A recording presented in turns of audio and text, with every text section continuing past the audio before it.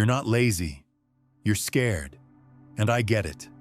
Not because I read it in some self-help book, but because I know exactly what it feels like to wake up with weight in your chest and silence in your head. The kind of silence that doesn't feel peaceful. It feels like guilt.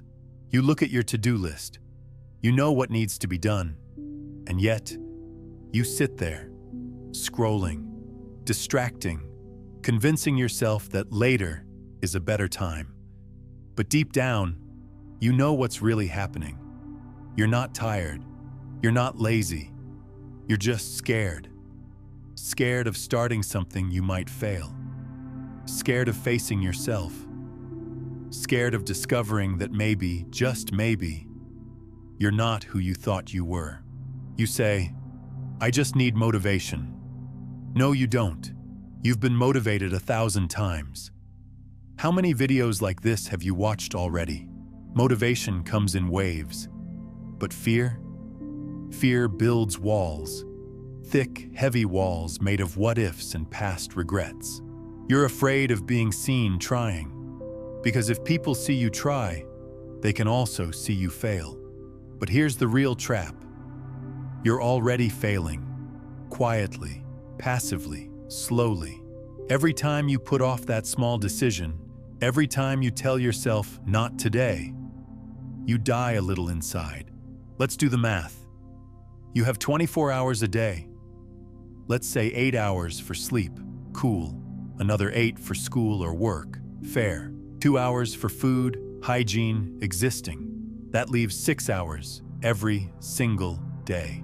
Now here's the question that should haunt you. Where do those 6 hours go? And why do you have nothing to show for them? You had time. You just didn't use it, because using it means facing something you're not ready to admit. You're not broken. You're just running on the wrong system. You set goals, but you don't build systems. You want discipline, but you fear boredom. You crave success, but you flirt with excuses. You don't need a better morning routine. You need to stop lying to yourself. Laziness is a surface label, but the truth underneath it, that's where it gets uncomfortable. Maybe you don't start because you don't think you're worthy of finishing. Maybe you sabotage your growth because success scares you more than failure ever could. Maybe you fear who you'll become if you actually go all in, because then there are no more excuses. Then it's just you, raw and exposed. No one else to blame. But I get it. I've been there. It's easier to scroll than to build. Easier to fantasize than to commit. Easier to look busy than to face your own silence. But if you're watching this right now, you're not hopeless. You're just tired of running from the version of yourself you know you could be. You don't need another Monday, another new year, another after summer, after things calm down. You need to decide.